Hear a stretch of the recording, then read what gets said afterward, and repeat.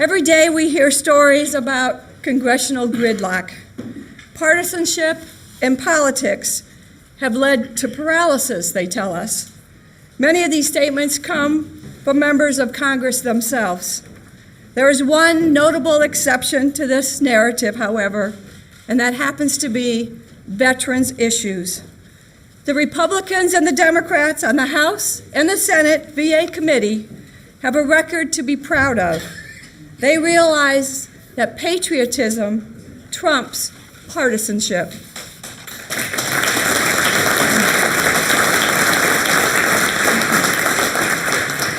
On the stage of our national convention, the President of the United States signed the 2017 Appeals Modernization Act. That would not have happened if the two major parties had not come together and passed this life-changing legislation. The same with the Harry Comrie GI Bill and the Accountability Act, both of which are now laws. But we are here today to discuss another example of bipartisan success, the American Legion 100th Anniversary Commemorative Coin Act, which is now a law. There are those who question why the American Legion put so much energy and focus into passing a centennial coin bill.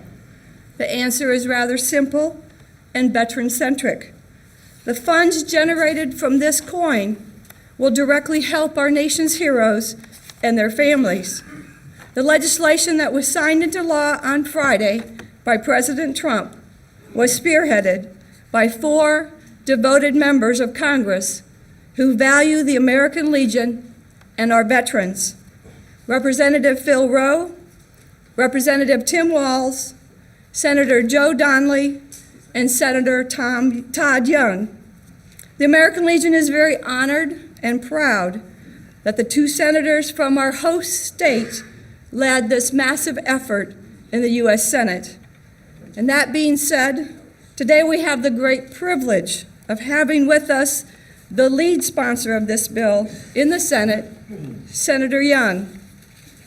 Senator Todd Young is a proud Marine Corps veteran who stands up and defends service members, veterans, and their families. And he is a Legionnaire. When asked to lead this veteran-centric effort, it took him all but 10 seconds to say yes. Ladies and gentlemen, it is my esteemed honor and privilege to introduce our friend, Senator Todd Young.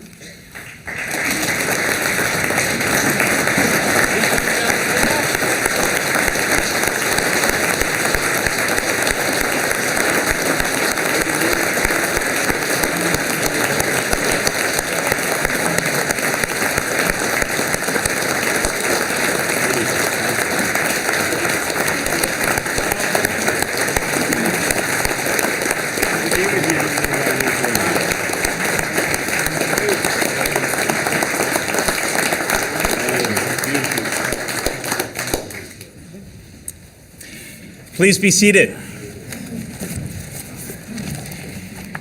Well, good morning, fellow patriots, fellow Hoosiers, and fellow Legionnaires.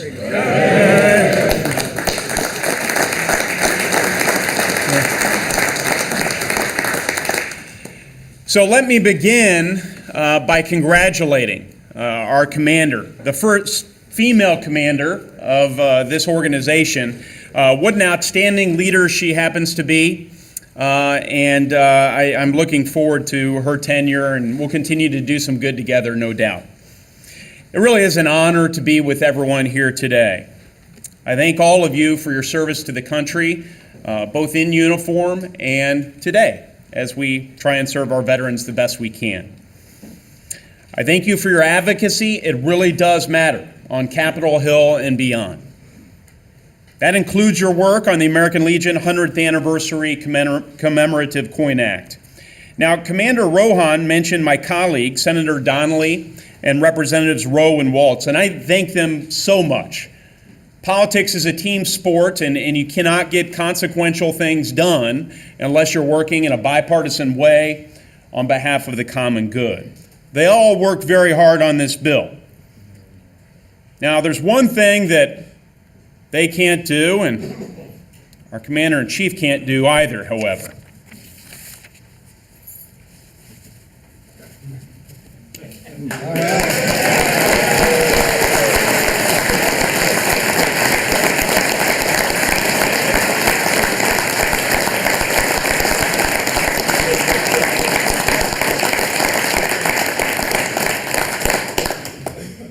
It is a great source of pride to me as someone who grew up in this area, as someone who spends a great deal of time right around here, that the national headquarters of the American Legion is right here in Indianapolis, Indiana. It really is. Some 84,000 Hoosiers are members of the American Legion. American Legion posts are fixtures in many Hoosier communities, and Legion members continue to demonstrate the values of patriotism, honor, duty, and sacrifice throughout our great state. I have to say, my grandfather, who was a member of the Zionsville Post, spent his later years, much to the chagrin of my grandmother, at the Legion. And I'll say to our national commander, it was clear to me even at that young age that the ladies ran the shop, all right? So in this audience, we're blessed to have multiple generations of veterans who served our country with distinction on battlefields throughout the world, from Omaha Beach to Fallujah. Thank you. These different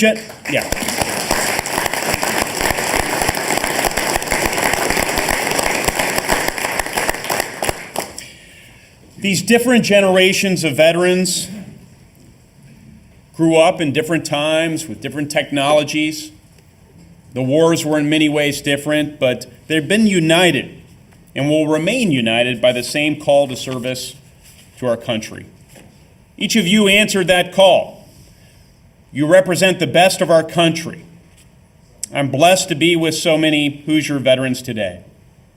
As a veteran myself, I'm also honored to serve and to represent you in the United States Senate.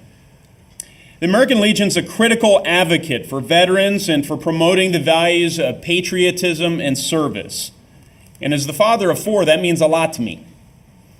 Legion members are instrumental in the betterment of our communities and our nation as a whole. For almost 100 years, Legion members have served our country and communities, including securing passage of landmark veterans legislation. The GI Bill, for example. The GI Bill helped open the doors of college and the middle class for millions of veterans. The GI Bill still assists veterans as they return from service today. I'm particularly impressed by the Legion's 4 pillars: Veterans Affairs and Rehabilitation, National Security, Americanism, and Children and Youth.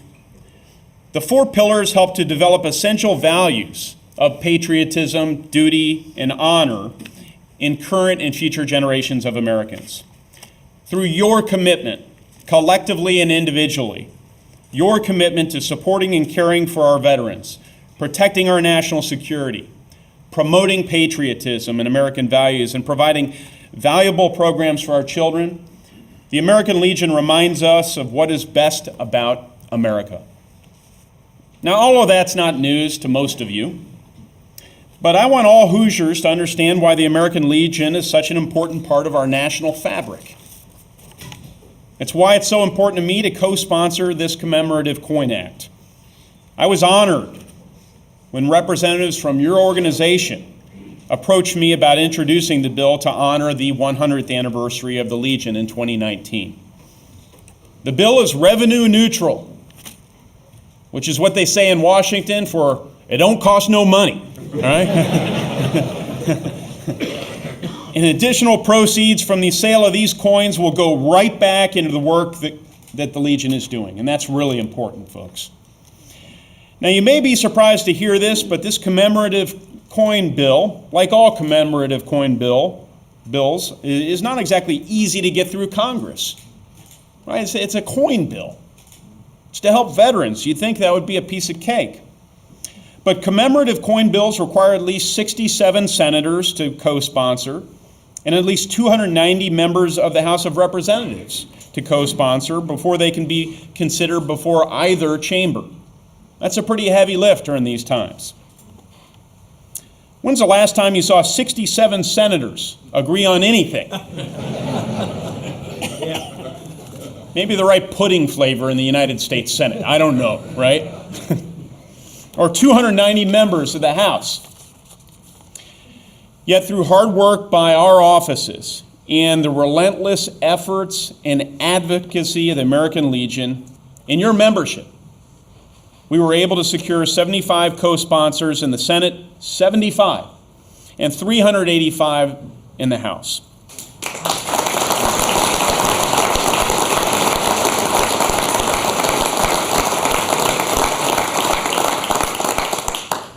Now, we're dealing with a bit of a timeline. Just for the record, I think we could have ran up the score even more, all right? So that really tells you something about how highly regarded the Legion is on Capitol Hill. There's no partnership when it comes to supporting the Legion and our veterans that I think is more important. And there's certainly no partisanship when it comes to veterans issues, and there should not be. Our veterans are not an interest group. I can't emphasize that enough. It's a great honor to have led this effort and to have worked with the American Legion on this commemorative coin. With that, I'll stop talking. I look forward to continuing to work together on behalf of our veterans. Semper Fidelis. Hoorah.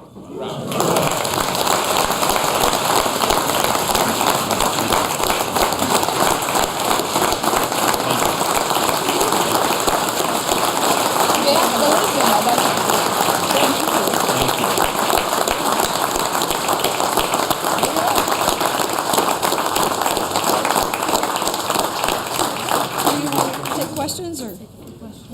Sure, absolutely. Yeah. All right, so we're going to be, the Senator is going to take some questions from you, so I know that past National Commander, oh, you got one now? The only thing I ask is any hard questions ought to be submitted by email. Bill Roy, Department of New Hampshire. Several bills have been passed this year, and we thank you for your support. Yeah. How important have these bills been to you, and why? How important are they to, I'm sorry? How important are these bills to you, the bills that have been passed on behalf of veterans, and why? How important are they to you, and why are they so important? Well, I mean, I think it's important on any issues we deal with to be able to humanize and personalize the impact this legislation has on individual Americans. And for me, that's not hard.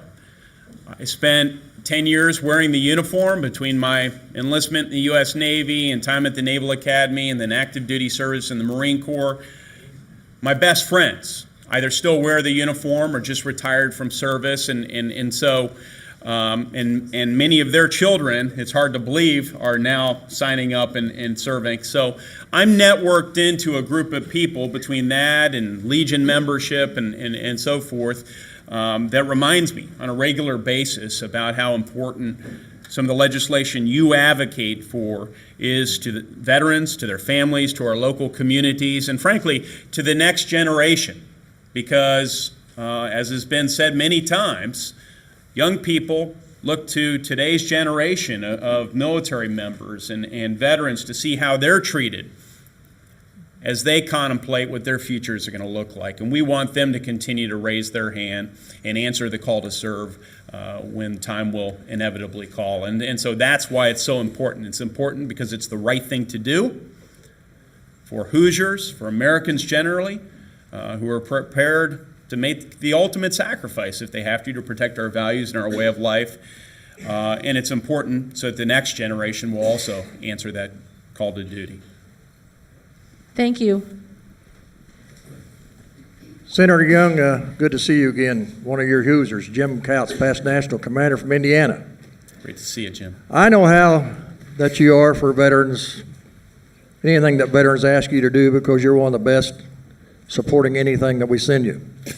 But I would like for you to tell this audience a little bit about how you feel about the flag amendment and our defense for Old Glory. Yeah.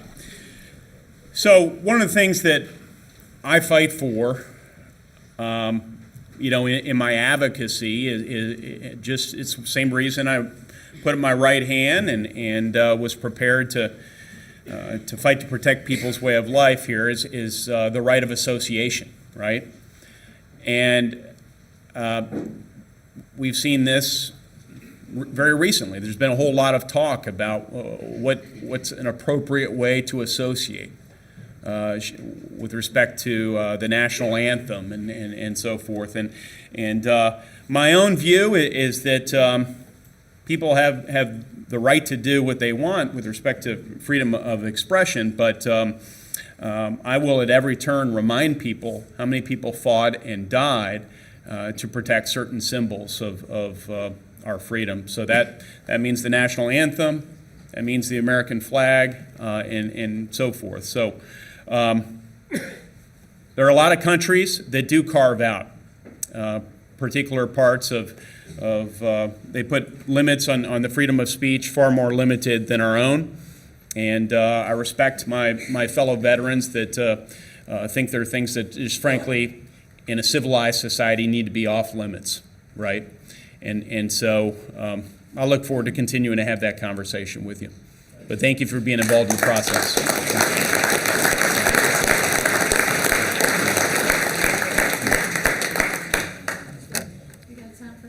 Yeah, absolutely.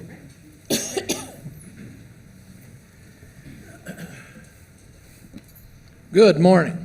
Hey, good morning, sir. As the my name's Marty Lewis, State Commander from the great state of Indiana. Yes. I just want to thank you and Joe Donnelly for supporting all the veterans in our state. You've done a very good job. I also want to thank you for being a Legionnaire. And the big question, are you planning to purchase coin sets for yourself? I think you kind of put me on the spot. One thing, I'm inclined to say yes, but one of the things I haven't asked is how much are they, right? So, buy the set for $470. If you can finance them, I might. We'll talk offline. I actually thought he was headed towards a more uncomfortable question, which is, why haven't you paid your dues? I think I have. I think I'm current. Yeah. Good question. Thank you. Always be selling. I love it. Always be selling. Yeah. Hi, my name is Carol Barker. I'm the Department Commander of the great state of North Carolina. First, I want to thank you for everything that you have done for veterans. My question to you is, what do you think is the next for veterans legislation in the Senate? Well, just discussing this with your national commander, and by the way, I love the great state of North Carolina. I spent some fine Marine Corps years in North Carolina. Yeah.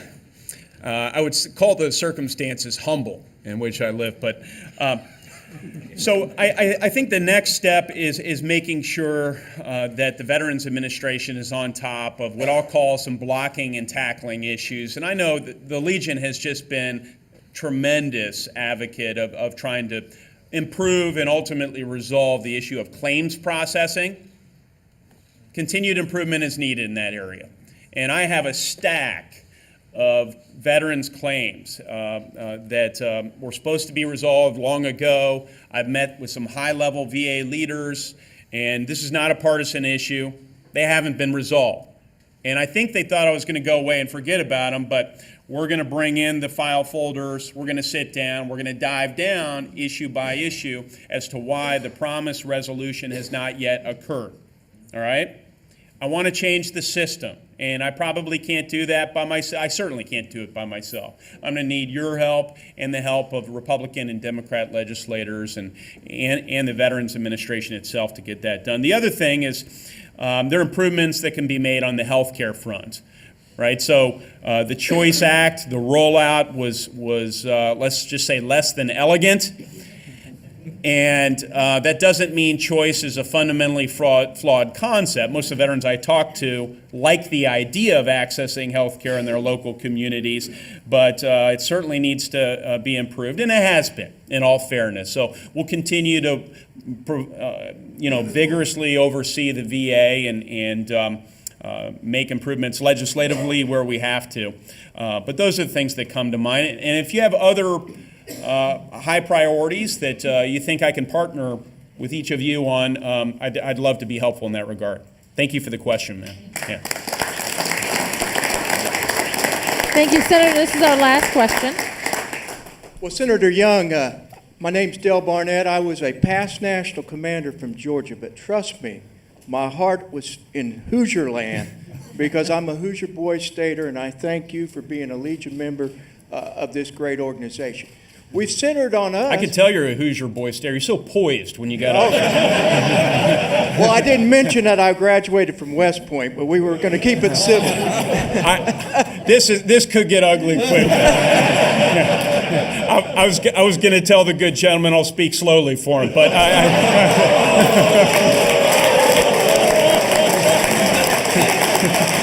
We are having a good time. Hey, look, no, second best school in the country. That's great. Senator, thank you for what you're doing on veterans' bills and issues. And my question is Yes. what can the American Legion do to help you, Thank you. on certain veterans' bills or issues that you're putting forth at this time? Thank you. Such a nice question. Now I feel a little guilty. Not too guilty, though. So, I think one of the things where we've made some marked improvements in recent years has been the credentialing of people leaving military service but moving back into the workforce. But further improvements can be made in that area.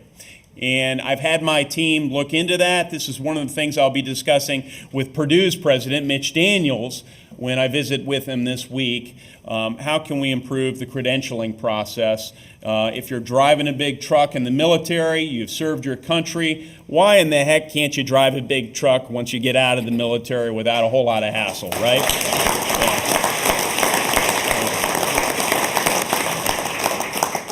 So as companies and communities around the state of Indiana struggle to find a workforce that not only has the skills, but also has the habits and the self-discipline to meaningfully participate in the workforce and help grow our economy, I think we all win if we can get better at this credentialing process. Yeah. So you could help me, perhaps, in this regard. Yeah.